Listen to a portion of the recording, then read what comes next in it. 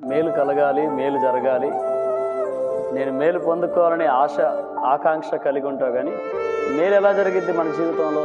దేవుడు ఏదైనా మేలు చేస్తే బాగుంటుంది కదా, నా జీవితంలో ఎప్పుడు మేలు జరుగుతుంది అని చెప్పి ఎంతసేపు మనం ఆలోచిస్తూ ఉంటాం, సమయాన్ని వృధా చేస్తూ ఉంటాం. కానీ లేఖనం చెప్తుంది కదా, యోబు గ్రంథం 22వ అధ్యాయం 21వ వచనం ఉంటుంది, ఆయనతో సహవాసం చేసిన యెడల నీకు సమాధానం కలుగును, అలాగున నీకు మేలు కలుగును.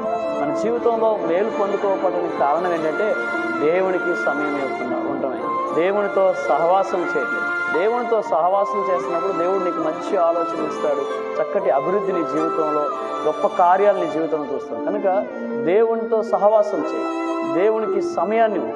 అప్పుడు ఆయన నీకు సమాధానం అనగా శాంతిని, నెమ్మదినే కాకుండా నీ జీవితంలో గొప్ప మేలు, గొప్ప ఆశీర్వాదాన్ని అనుగ్రహిస్తాడు. ఆయన మేలు చేయడంలో ఆనందించే